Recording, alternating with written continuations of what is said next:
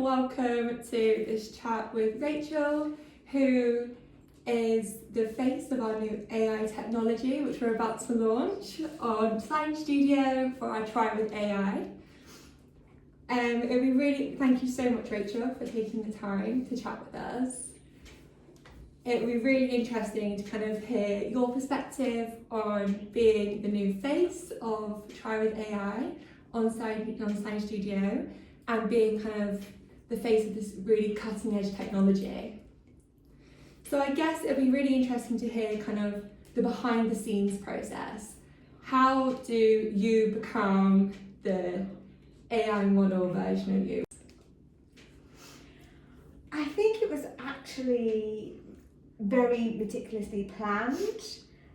When I first started working with Synapse, it was like researching translation processes and linguistics, the history, how to gloss these signs, different systems, how they work together. It was more about that and it was less about evolving into that image. It's how I put the glossary and the words together. So I was really a guinea pig essentially, and I volunteered to have a go and give it a go. The University of Surrey had their studio set up, so I thought how that could merge with Synapse was really, really good. And it was really local to my home as well, which was great, so I could just go and film myself. And then from that point, it worked so well.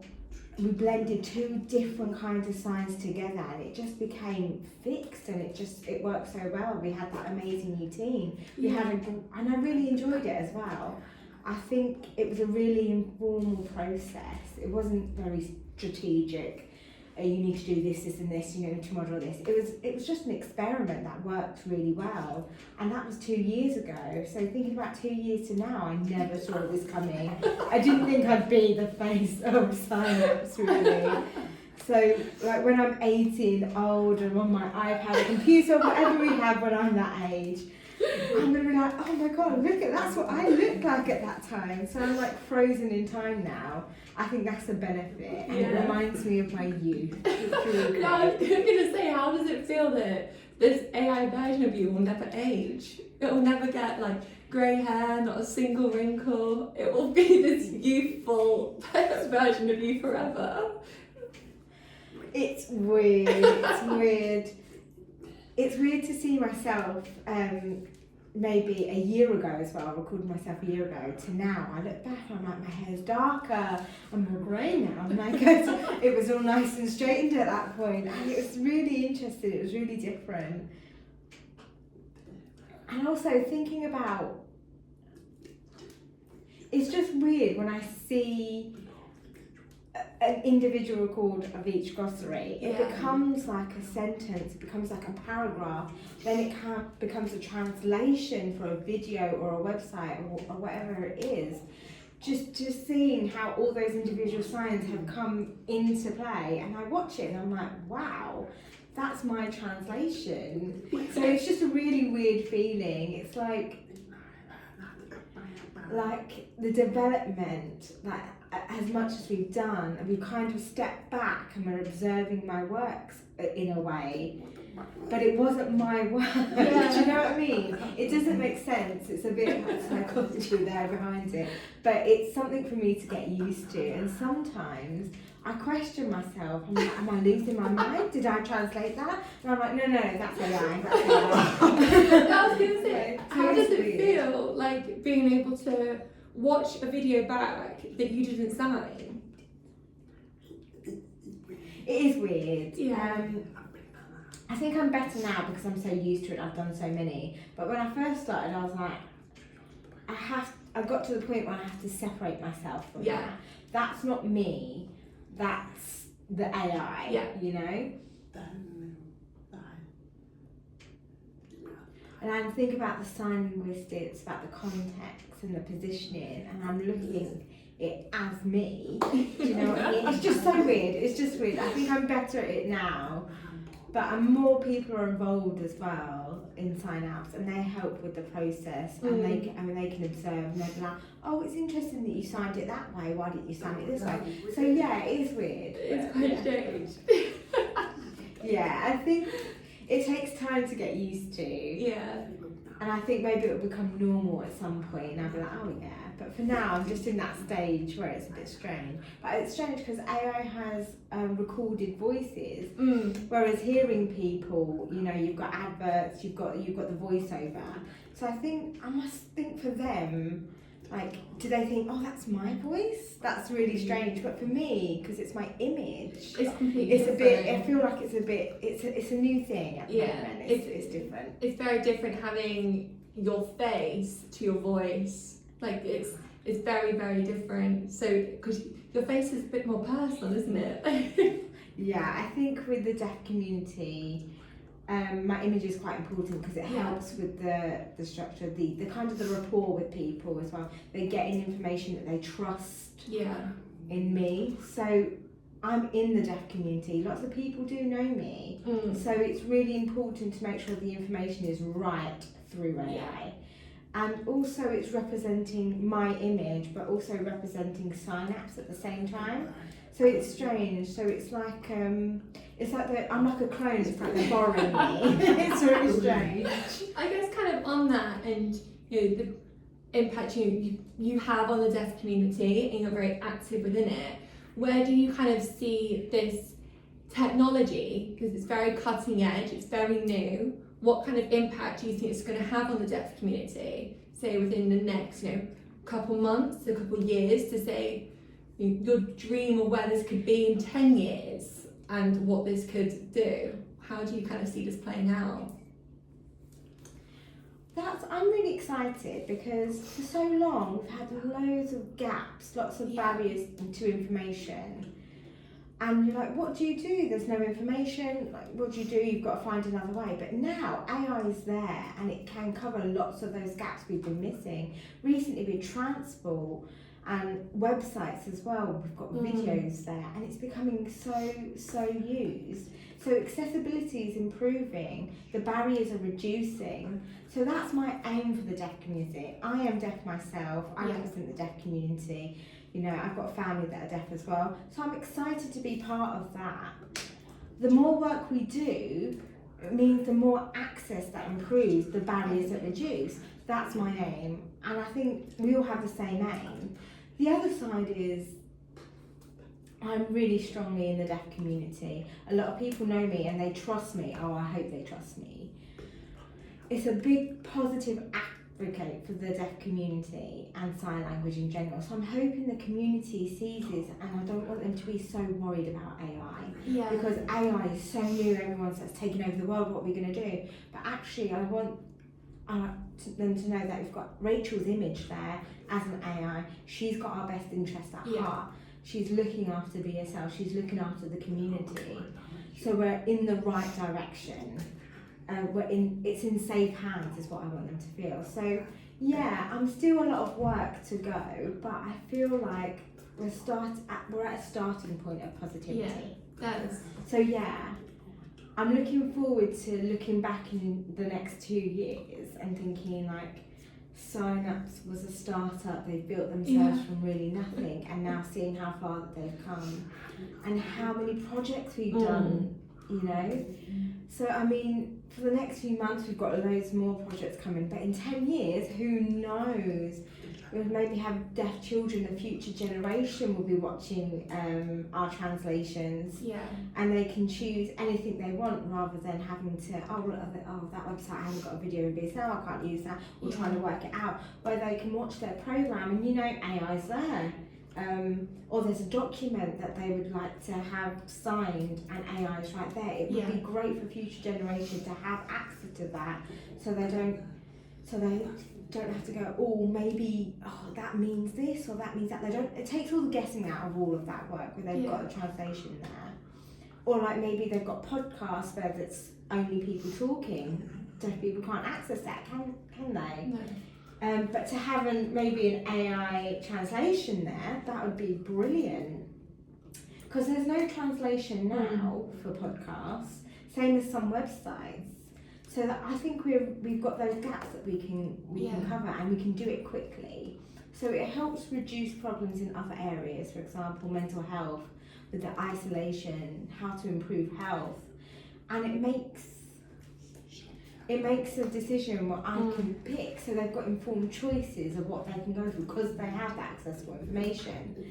So I think the impact is going to be massive, I imagine. Yeah, I think we've done quite a lot of work with, especially if you were hugely involved in some of the bigger projects we've been doing, end of last year, beginning of this year, around children's education, some of the ones around like museums that we've kind of done, and I think it really gives so many children, so many young adults that kind of authority over their own education, being able to make their own decisions and not get second-hand information, but be able to get it themselves from a true source. And I think what you kind of said about being such a big part of the deaf community really allows that trust and that barriers can be broken down. So I guess, do you think that because you are the face of it, it will allow a lot more people to be able to connect and create not an emotional connection to the AI, but to have more trust, to have more empathy towards it, to feel that they can use it and not feel so scared, because AI is quite scary for a lot of people, like you said, and it is breaking those boundaries. I fully agree with what you said. Yeah, I think that helps us moving forward because we had the support from the deaf community. It's a person I know, and I know they're doing the AI, and they were translating it for them. The more things that we do right, the more positiveness we get going forward. So so it benefits me and the deaf community because I have barriers every single day. So I fully agree that rapport is really important. I think maybe it'd be quite interesting to kind of talk a bit about those barriers, because there'll be a lot of people that might not know that are hearing just because they've not faced them. So where do you kind of see this technology being able to break those barriers down? I know we kind of spoke about it briefly before, but what are the kind of daily impacts that people that are deaf run into? I mean, we've kind of done a bit with transport, but I guess even like doctor's surgeries, hospital appointments, general things that people take a lot for granted. I think it'd be quite interesting to maybe hear a bit more about that as well. The first thing that comes to mind is basic everyday things. A lot of information is written down. There's leaflets, there's posters, there's booklets. It's all been given out, promoting their services, letting you know what we have, or maybe it's linked to research and health, like breakthrough new medical treatments or something like that. So it's like pre-information for surgery, for example. So they give you a leaflet, and it says what you need to do, what you before the surgery, but it's all very English. Yeah. The deaf community, most of them, their first language isn't English. Yeah. It's not to have a go at hearing people, but you've got the information, but it's not equal. Yeah. So you give this to me, and I'm like, well, if it's something really important, I should be having that full information. Do you get what I mean? So basic things like coffee shop, having to order, having to gesture, having to point, being visual as well. You choose something really basic like black coffee. I want black coffee with oat milk with whatever you want. I can't do that. It's really difficult. And then, or it's with communication. What's your name? And I'm like, Rachel. Okay, trying to understand what my name is. Yeah. And then it says who the deaf person is, but I'm like, don't worry, I know who it is. They don't put your name on it and they just give it to you. But it makes you stand out. Yeah. You want to blend in, you want to be a bit like a wallflower, I'm the same as everyone else here. And with deaf, deaf is usually an invisible disability. Yeah. So when you want to access something, it becomes obvious that you're deaf. So like a museum, you go to a museum, you look around, you want to know the history of something, and there's little information cards, and then you're like, oh great. And then they've got something for you, it's a headphone. Which always has more And I have to information. remember when I went to a gallery with my husband loves Formula One racing. So we went, and I thought it would be really visual, all the cars, all the helmets, it would be great. the woman just gave us this audio speaker. My husband's fine because he can hear quite well, but me, I was like, hi, deaf ear. And she just looked at me and she was like, oh, I can't hear. She was like, I don't know what to do. So she was like, do you want large print or braille? Is what they offered me. Braille? And I was like, no, thank you. So what am I meant to do? Like, you have to grin and bear it. So it's something people don't think twice about. It's just that's an advantage, and you have to go, hang on, deaf people can't access that. And I also think there's a lot of English words that have a lot of double meaning, have double context. So I assume it means that, but it could actually mean something else. So it can be quite harmful to people. So yeah, the barriers are just incredible. I remember like years ago, maybe, like, I'm showing my age, maybe it was in the 90s, but I was on my phone. Do you remember it was the flip phone at that time? There was no Wi-Fi on that at all. I was like, oh, amazing. So I went to the train, I was travelling around London, and if there's a problem, you know, you have to work it out yourself. Can't use a payphone, can't hear the payphone. My phone's been stolen, what can I do? You know? It was just a grin and bear it, you had to carry on, and it made you feel very vulnerable. Now later I got the phones improved, they got better, and then again, it was a deaf advantage, which I never take for granted. We have Wi-Fi, and if we have so many people at a train station, you know, your Wi-Fi stops working, and everything's been cancelled, and you're like, oh my gosh, where am I meant to go? That was the point where it became dangerous for us, because before we had the flip phone, I didn't really panic, and then we had more access to a little bit more information that I became reliant on that, and I wanted to miss things. So it's always a before and after that. So in the future generation, the deaf will be like, what's the problem? I don't know. That's what I want. It'll be fine. I don't need to do the hard, I'm doing the hard work for them. And that's the motivation, and that's the aim, because I just don't want it to continue with no improvement. We have to improve, and it's a story to tell. So definitely, that's really interesting. I think it's incredibly surprising, but not at the same time, the lack of understanding, like being offered braille, like that's for being blind, that's not for being deaf. It's two very different things. So if you can't even, you know, if people struggle to understand the difference between being deaf and being blind, then general daily life is going to be incredibly challenging. Yeah, I think people who are put on the spot, they tend to panic response, and they're like, oh, here's what we have. It's not me, it's them, the company has done it. Then you have some people, very small number of people, they're like, okay, I can sign, or actually, let me print the transcript, or let me think. Let me fight for you, I will tell the company. That's like 5% of people, and then 95% of people are just like, oh. And then you meet them, and then you ask them to repeat that, and they're like, oh, deaf, and they speak, oh my god, they're not normal. And you're like, can you repeat what you said, please? And then you're like, I just said, are you okay, or something like that. Do you want a transcript or something? I'm like, yes please, and they just go away. And they think it's weird, I imagine.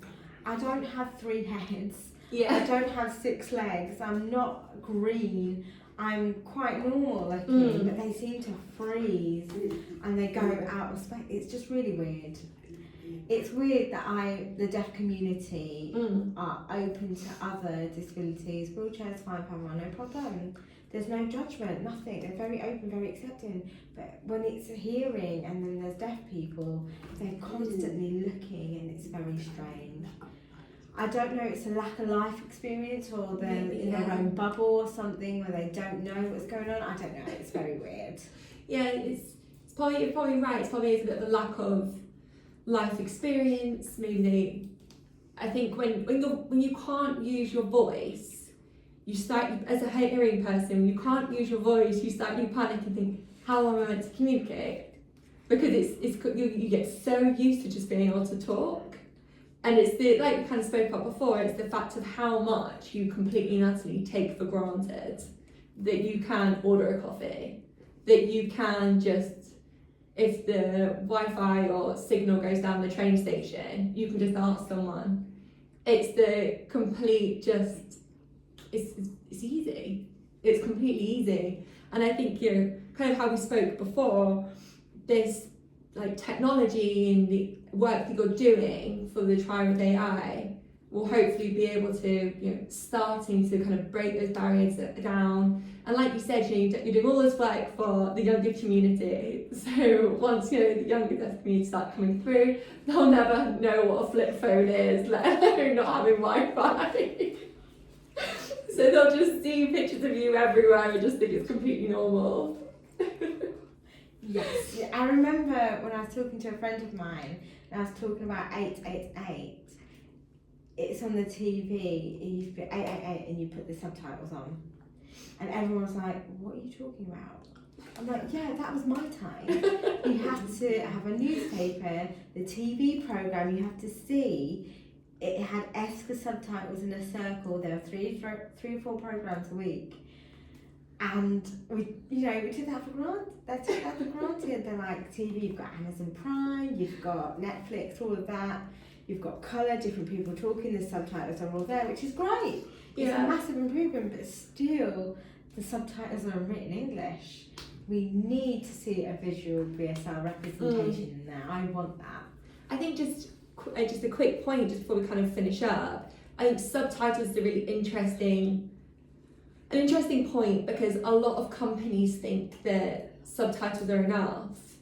And I think one of the biggest things we're doing at the moment, especially around SignStudio, we've done a white paper on it, and definitely with all this trial with AI, is kind of showing why subtitles just aren't enough. And I think it'll probably surprise a lot of people, that, especially hearing people, that BSL isn't like written English. It's a completely different format. It's a completely different grammar structure, its own syntax. It's completely and utterly different. So subtitles just are nowhere near enough.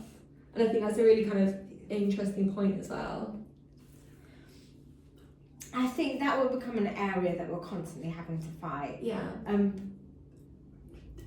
When you see on social media, you talk about transport, or we've got the first, in-vision interpreter there, and you see the train, and then they're like, why is there someone signing there? They get very confused.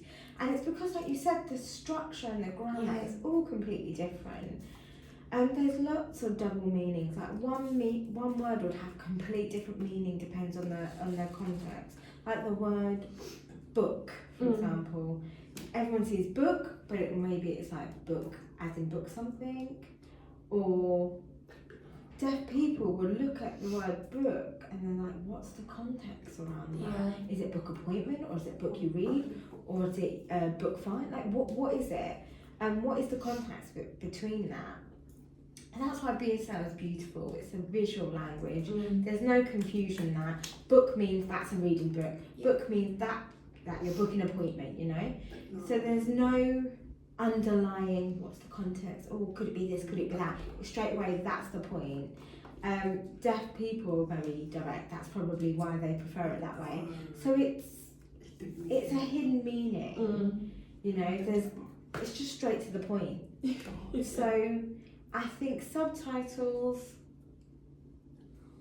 like I was saying earlier, subtitles in colour, and pink for one person, pink for the other person, blue for the other person maybe, but there's no reference. So maybe the programme starts with two people and they're talking, and you're like, okay, well which one's talking now? You have to work out which one's to which. So you're processing so much while doing that. And that's extra burden for deaf people to take on, but people don't see that, people don't understand that. And it's like heavy information, for example, for health information. Or your mortgage, it could be buying a house or going to solicitors, or all of this stuff. Like, it's a lot. And it's not very black and white, is it? It's all very hidden meaning. You have to do this, and that might happen, and that might happen, and it just goes round. It's very, very confusing. They just want it direct. If you do this, this is what happens. If you do that, this is what happens. Well, BSL is lovely because it breaks down. It breaks down. It's more visual. You've got this and this, and then you've got this and this, and it's direct. Yeah. And I think going back to English when it first started, that rule should have been scrapped completely. You should be following BSL rule. You should be direct, no matter what.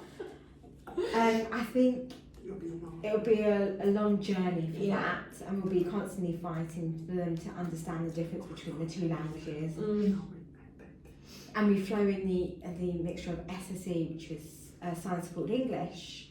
Like every BSL sign has a word, but you know that's not BSL. Yeah.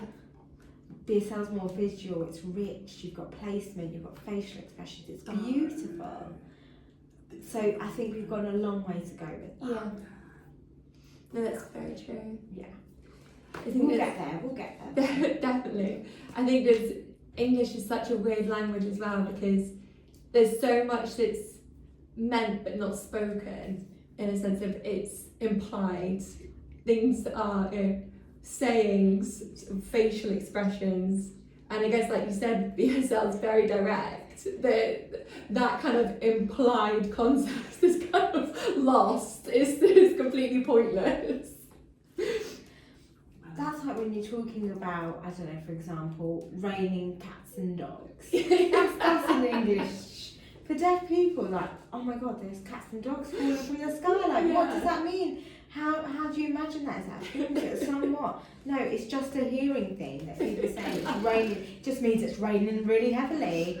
Why cats and dogs specifically? Why not pigs and cows? I don't know. So it's very strange. I think deaf people never, because they never hear the English. Yeah. They can't work it out. So when it's said visually and something strange comes up, they're like, what? Raining cats and dogs? What? That's very true. Like, who thought of that? Who thought that was a good phrase? No, I think that's very true. It's a very odd one. It's a very odd one. I've got more, but you know, I'll leave it at that. No. But I think we kind of finish up on those points. I think it's so interesting to hear your points of view. It's very exciting. I'm so excited to see where this is going to go. And to see the versions of you that will come up. You might even be able to do one with brown hair, because the same colour hair as me. You can try out all your new hairstyles on it. Do like a pink Mohican, give you some tattoos.